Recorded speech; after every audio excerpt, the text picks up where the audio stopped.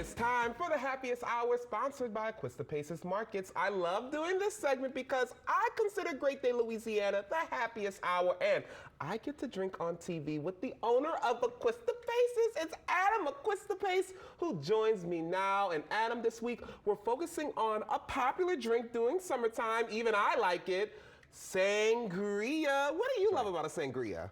What is there not to love about sangria? Come on! Yeah, so I mean, sangrias have been around for a couple of thousand years, so it's been around for a long time. And so, you know, so originally from, think, Spain and Portugal. So, you know, a long time ago, maybe wine wasn't so great. It's just like whenever they made cocktails, maybe the rum wasn't so great. Right. So you start adding other stuff to it to increase the flavor and add other flavors. So what we're going to do is we're going to kind of look at maybe a little bit of a traditional sangria, but there's all kinds of stuff that you can put together in a sangria. I completely agree, and I can't wait to see how you make yours. I see we have all the ingredients here. How do we get started? Well, there's really almost an unlimited supply of ingredients. So we're going to try to keep it simple a little bit, maybe a little bit more traditional. So you know, we're going to add some oranges. So I would recommend adding the fruit. Maybe if you're going to make everything in a batch, add it first. Okay. Because when you start pouring that wine in, if you have a wine in there, everything's going to start bouncing all over the place. So we're going to add all of these oranges here.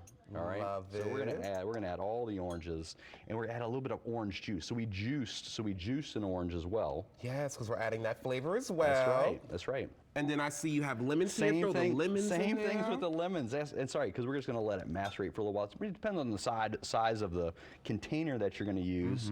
And then we're going to add a little bit of lemon juice. So we're getting double the flavor. And that's what I also like about sangria. When you're adding that fresh fruit, it's a nice presentation as well. Throw the apples in there too. So if you're adding apples, so you said something about, you know, there's white sangria, there's red sangria, there's rosé sangria, and sometimes if you want to pair the flavors of the wine with the fruit that you put in there. So in this case, like white wine's going to taste like apples and pears and citrus fruits, and so so you get a lot of flavors with that. And so if you want to add strawberries and raspberries and apples and other types of things, you're going to get some of those other flavors in the berries and cherries in the red wine. But in this case, we're just going to make a red wine sangria.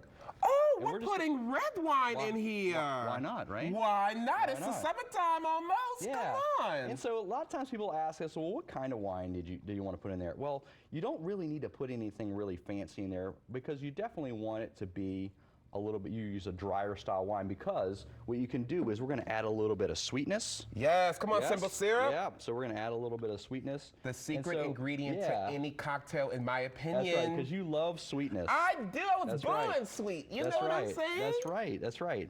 And then also in here, what we're going to add, so we're going to really kind of mix things up a little bit. This is interesting. How good does this look? Huh? It looks fabulous. That's what I love about a sangria. Like I mentioned, the presentation is always so nice. So we like to add a little bit of lemon soda. In this case, this is a San Pellegrino. There's some other brands too out there.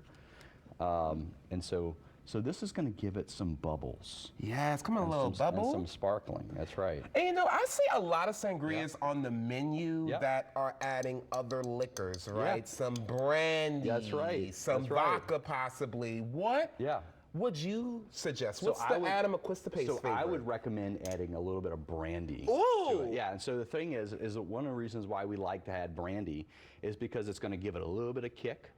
And man, in Spain, there's a lot of brandy in Spain. Okay. So, because there's a grape variety called Aran, which is one of the most widely planted grape varieties in the world, and that's what they make with it.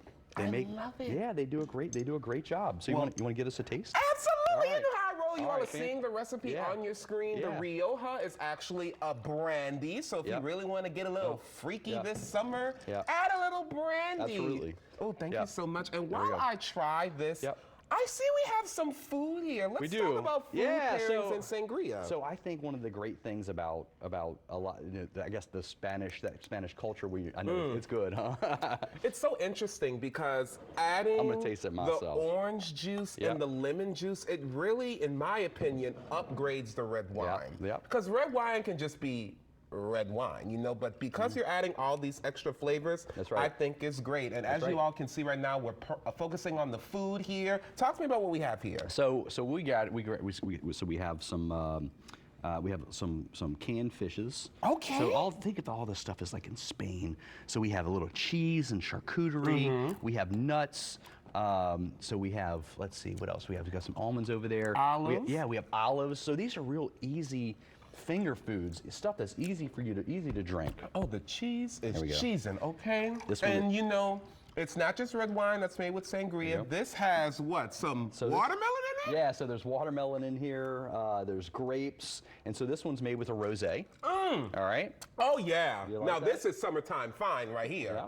And so this one has oranges and strawberries and other berries, but this one actually we used a white wine in here. Okay, I love this one with the watermelon. It is so good. I gotta ask you this. Yeah. Obviously, we're putting fresh fruit in here. Yep. Does it get better over time the longer we let it sit? Yeah, What do you suggest? so as it macerates in there, you're going to get those essences of the fruit that's in there. So that fruit is going to get in. So we'd want to let this sit for a little while. Because How long would you say? What's the minimum time in the Adam McQuista pace world? I would put this in the refrigerator maybe overnight. Yeah, you can put that in the refrigerator overnight. And in the brandy and the other citrus fruits in there, the acid in there is going to even help preserve those fruits. Going to give great acidity, and then you could probably even eat the fruit and stuff after. I don't know which one is my favorite, honestly. I would probably say that rosé It's pretty with good. the watermelon. Yep. That's the one. But the recipe we share with you all today using its red wine, Yep. amazing. You Yep. can get the full recipe on greatdaylouisiana.com.